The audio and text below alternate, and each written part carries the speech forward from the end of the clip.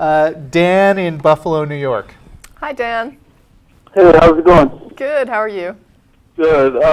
Sorry, I'll get to my point real quick. But real quick, I looked up supernatural. The first definition I found was a manifestation or event attributed to some force beyond scientific understanding or the laws of nature. Well, yeah, I mean, if you take that definition, but what where does it says that mean? by definition beyond the Right. understanding of science, yeah, then yes, it is idea. beyond I mean, the it's like understanding but of science. I don't know what it even means. Like, I don't know what that would be. I like your dice, the imaginary dice and the no dice. Yeah. I get that. But the reason I called was, I love watching debates. I watch them all the time on YouTube, and my favorite debater was Christopher Hitchens. And he seemed to be the only one who would actually say, do you actually believe in this stuff? A talking snake, people living a millennium, all that, junk. I started reading the Bible just recently from front, as much as I could. I couldn't get past Genesis without thinking, like, are these people, don't we have the right to say, are you guys insane? Maybe I'm wrong. Maybe that's rude, but... I mean, I tend to be cautious about throwing words like insane around because there are a lot of different ways that you arrive at a conclusion, and peer pressure is one of them. And even though there is no, I think, reasonable justification for believing in talking snakes, I think that growing up in an environment where everybody just tells you and accepts that this is true and you don't question it all your life can lead a sane person to accept this and just kind of gloss over the way that they might arrive at this conclusion. Now, I do think that it's a good idea to take Christopher Hitchens' tactic in some situations and go ahead and ridicule that idea that the talking snakes and the walking on water and the rising from the dead is possible. Not necessarily because you're going to change the other debater's mind and make them realize, oh, I guess I don't really believe this stuff at all, but because you want to reach the reasonable people in the audience, the ones who are not as committed and devoted to these ideas, and make them take a second look at it and say, well, that guy on stage may believe that stuff, but now that Christopher Hitchens mentions it, that is a little weird. Yeah, I like how he would actually ask, what do you really believe that, And other people like Dawkins and anyone else, I just tend to say I want them just to throw the punch, and they don't, But I was raised in a family where both parents were Catholic. My he goes to church every week, but doesn't really talk about religion. And my mom's more, there's something out there, and I know it, and so I wasn't indoctrinated, and I could definitely see how I could be sympathetic towards people who grow up in communities of people. The other thing is there's a large body of research on conformity that I recommend people look at because it doesn't really take much to get a human being to adopt some obviously incorrect perspectives. Yeah. All it takes is like a couple other people adopting that perspective and letting them know that they've adopted it. People will give incorrect answers, not trust their own judgment, do some very strange things when they're presented with other people doing it. So take the back of the elevator if everyone else is.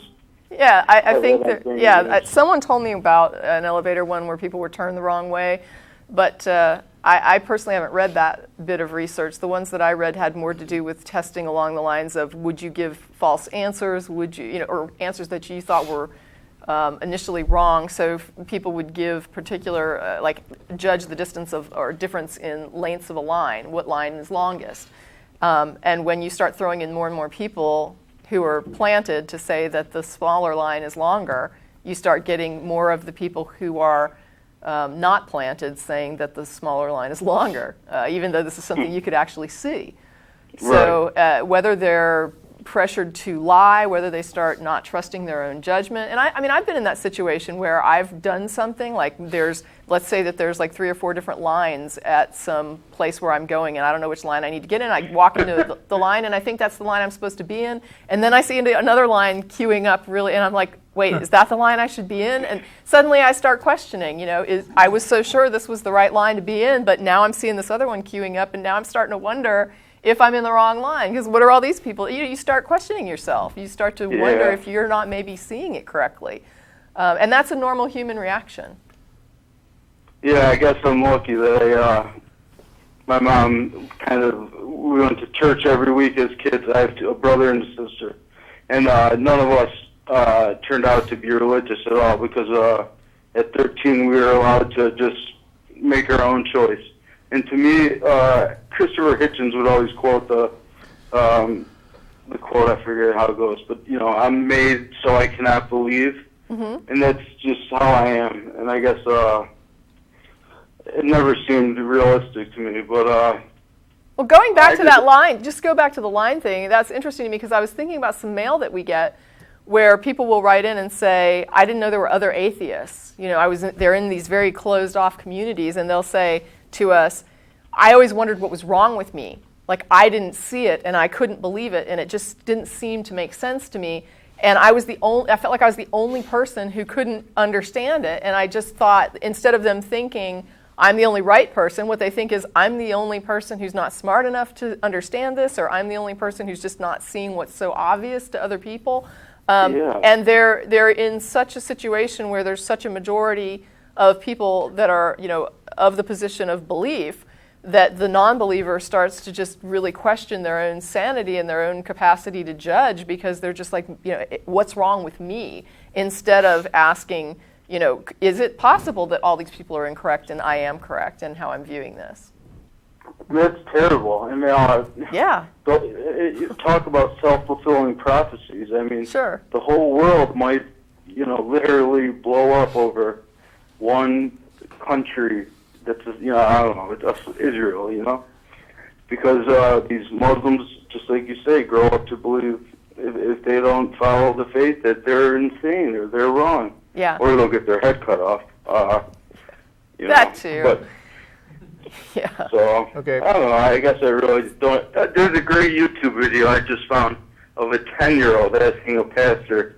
It's a bunch of kids going up and asking questions, and he asks them, if God knows what's going to happen, then why does he make people go through life? And they go, well, so they can learn for themselves. And he goes, well, what about the babies who die at birth? Where are they in heaven? Like, right. Well, I mean, the thing is, professional speakers are trained to supply glib answers to that, but they're never going to be really good, satisfying answers on a deep level, because they are not.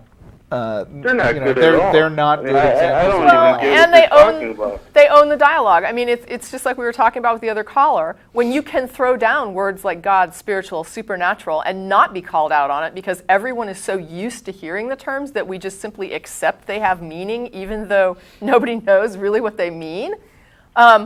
We've got a point where they can throw down meaningless, incoherent responses, and everyone just nods and says, "Oh, yes, okay." Like it's meaningful. That feeling you get when whatever, and just things that make no sense. I agree. Okay, thanks for calling, Dan. I'm done. All right. See you later. Have a good show, guys. Yeah, you too. Have a good night. Have a good whatever. Make your own show and have a good one. Start a good show.